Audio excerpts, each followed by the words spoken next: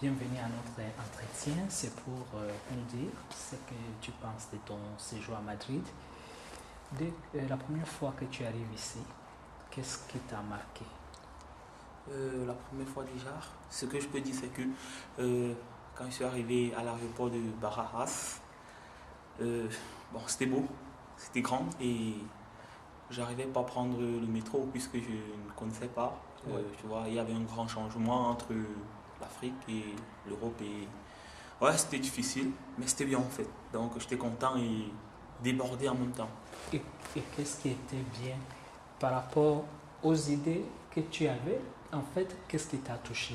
Dès que tu mets ton pied ici, qu'est-ce qui a été spécial? Qu'est-ce qui t'a marqué? En fait, déjà, je dois préciser que mes parents et mes amis me manquaient déjà.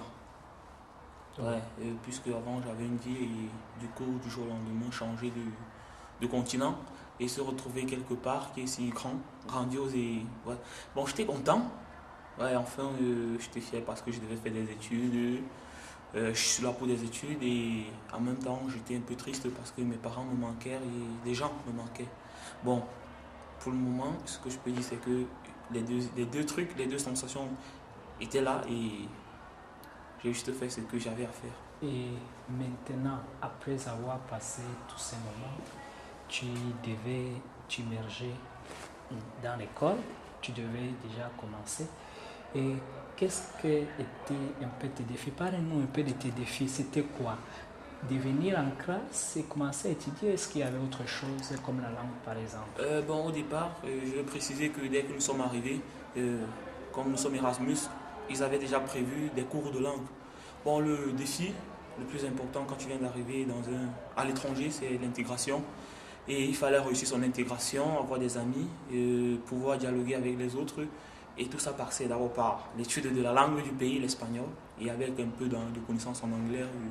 Bon, c'était ça le défi. Et après, il fallait aussi aborder avec beaucoup de courage la rentrée. C'est ce qu'on a fait et aujourd'hui, je pense que tout est en train d'aller pour le mieux, quoi. Généralement, pour ceux qui arrivent dans un pays pour la première fois, ils sont confrontés à la langue, comme tu l'as dit. Mais qu'est-ce que ça t'a fait d'abandonner un peu ta langue maternelle ou bien la langue que tu as étudiée depuis plusieurs années et s'accaparer d'une autre langue? On parle ici espagnol. Comment s'accaparer de ces mots, de ces vocabulaires qu'on n'est pas habitué? Comment tu as su t'immerger dans cette nouvelle langue? Bon, ce que je dois dire, c'est que c'est toujours un grand plaisir pour toute personne curieuse d'apprendre une nouvelle langue. Ce qui fait que dès que je suis arrivé en Espagne, je me suis dit, voilà, je connais le français, et je parle un peu d'anglais. Et l'occasion d'apprendre une troisième langue telle que l'espagnol n'est pas quelque chose de mauvais. Au contraire, j'étais plus content et je me suis mis à fond. Tu vois, et j'ai appris la langue avec beaucoup d'énergie et avec beaucoup de joie, quoi. Bon, et je suis content. Et est-ce que tu peux nous décrire un peu tes 2 premières semaines avec la langue? Ça s'est passé comment au quotidien? Déjà, je dois dire que pour la langue, avant d'arriver ici, j'avais des mots que je maîtrisais déjà, je récitais, et je me battais en fait. Quand je suis arrivé, je faisais un mélange d'anglais, espagnol et français. Bon, l'avantage que j'ai eu, c'est que j'ai rencontré des personnes qui connaissaient déjà l'espagnol et pendant que je faisais des erreurs, ils me corrigeaient et comme ça j'ai pu apprendre un peu plus rapidement que les autres, que beaucoup d'autres personnes et je pense que le secret a été de pratiquer régulièrement et même quand je faisais des erreurs, je pratiquais. Certainement, ton défi pour la première fois, comme tu l'as dit tantôt, c'était peut-être de parler la langue. Ouais. Mais au niveau de l'écrit, qu'est-ce qui se passe? Pour l'écrit, ce que je peux dire, c'est que même aujourd'hui, ça fait 2 mois, 3 mois, je pense, que je suis à Madrid. L'écrit, je ne peux pas dire que je maîtrise vraiment. Je parle, j'arrive à converser, mais au niveau de l'écrit, j'ai encore certaines lacunes, mais je pense 2 mois, 3 mois, je pense que je vais résoudre ce problème, ça va résoudre tout seul. Et vous savez, on dit généralement, les gens d'Erasmus, vous avez souvent des dictionnaires dans la poche. Pour ne pas dire que c'est quand ça vous dépasse, si c'est dur, vous cherchez à regarder, disons, à tricher un peu le monde. Qu'en es-tu de toi? En fait, pour les mots, comme j'ai dit tout à l'heure, excusez-moi pour le lapsus, c'est que il y a des gens déjà, j'ai pas trop besoin de dictionnaire puisque quand je commets une erreur, il y a déjà quelqu'un qui me dit, oh voilà, ça se dit comme ça, on le dit comme ça, tu vois. Et à partir de ça, j'apprends plus vite quoi. J'ai pas trop utilisé les dictionnaires et je pense que pour le moment ça va pour le mieux. Ouais. Donc, en t'écoutant, tu as des astuces. Bon, je peux dire c'est une astuce que j'ai pu avoir à partir des gens que je côtoie. C'est un peu ça. Et j'ai côtoyé des personnes sympas qui ont bien voulu m'aider à apprendre la langue. Et c'est une chance en fait. Donc, et s'il y avait un petit message, disons un petit conseil à donner pour celui qui commence déjà à apprendre la langue espagnole, qu'est-ce que tu lui dirais? De perdre le temps ou bien de se mettre au travail? Je lui dirais que l'espagnol, c'est une belle langue. À force de parler, on se rend compte que c'est une belle langue. Et je lui dirais aussi que il faut éviter de motamoter. Il faut apprendre l'espagnol et non utiliser d'autres langues pour apprendre l'espagnol. Je ne sais pas si ça se fait bien comprendre. Je veux dire, s'il y a une expression en français ou en anglais, il ne faut pas essayer de la motamoter, de traduire mot en espagnol, non.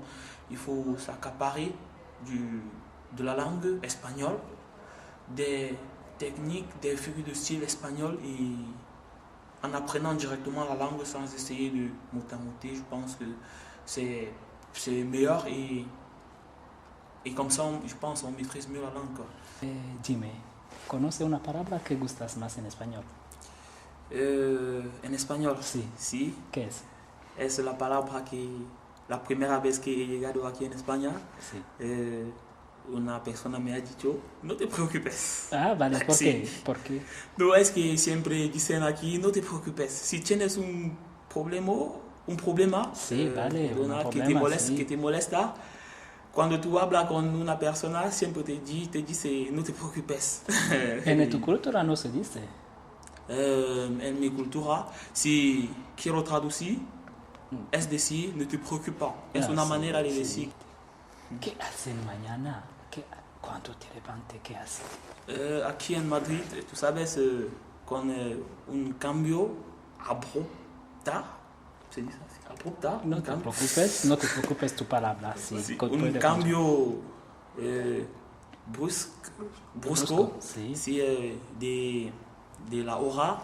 En mi país no es como aquí. Aquí a las 6 estamos de noche, no está ya mañana a las 6 y cuando me levanto a la mañana, lo que suelo hacer es que solo me voy a la ducha y me voy a la escuela. Es una ciudad de sí, fiesta, pero no mañana. No, puedo hacer la fiesta de tarde. Hablamos ahora del fin de semana. Hablamos de la fiesta, ¿qué es? Porque en Madrid tenemos aquí mucha fiesta, la discoteca y salir con amigos. ¿Y tú? ¿Y qué haces? Siempre yo salgo con amigos Erasmus, tú sabes. ¿Por qué? Es que en fin de semana hay fiestas Erasmus sí. Y no puedo faltar porque es una manera de relajarme de tarde cuando acabo la escuela y cuando estoy cansado. Y es así. ¿Y te gusta la música española o qué es tu estilo de música? ¿Es una música electrónica, una música de África? ¿Aquí en Madrid qué te gusta? No, es que aquí en Madrid en las discotecas, sí. Sí, lo que me gusta mucho en la discoteca es que siempre hay música electrónica. ¿Tú sabes? No. Poco, sí. Sí, hay cantadores como David Guetta y otros, son muchos y me gusta bien en las discotecas. Sí. La discoteca de África y la discoteca de ahí es probablemente diferente. Sí. ¿Y tú qué puedes decir eso? Sí, es que tú sabes, cuando tú haces la misma cosa cada tiempo, tú quieres cambiar un poco. ¿Tú entiendes? Es que en África solemos bailar músicas africanas y cuando tú llegas en Europa no es una obligación de bailar siempre la música de África. Tú debes cambiar un poco y hacer esa mezcla y después El fin es que tú te relajas y es el final de cada cosa que... Navidad y qué hacerá.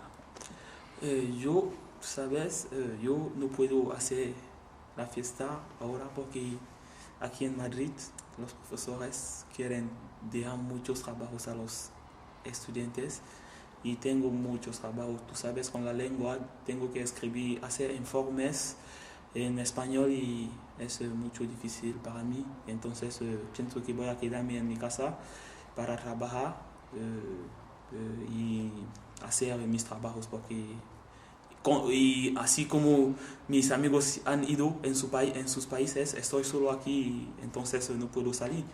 Sí. Sí. De decir a tu padre, ¿qué puedes decir? A mi padre, Sí, sí, voy a decir primero que voy a decir gracias, muchas gracias a mi padre, porque él es el que ha empezado a hacer todo para mí, ¿sabes? Desde la escuela infantil hasta la universidad, él ha pagado todo y él ha sido para mí cuando tenía problemas. Tengo que decir muchas gracias a mi padre y decirle que estoy aquí para hacer la escuela y no solo hacer la fiesta. y para España, España por España. ¿Me entiendo bien? Para los gente de España, tu Eh, amigo de España. Sí. Mis amigos de España, tengo que decir gracias porque ellos me han ayudado mucho para mi integración aquí en España, tú sabes. Es muy difícil. Ellos me han ayudado muy bien, explicar cómo funciona mi facultad y explicar cómo se hacen los exámenes aquí. Tengo que decir muchas gracias y decirles que si un día nos encontramos en otro país o en mi país, voy a hacer la misma cosa para ellos. Oh, gracias. De nada. Y hasta luego. Hasta luego. ¿Y cómo se dice en francés? Hasta luego. À la prochaine. Je t'ai taquiné. Merci de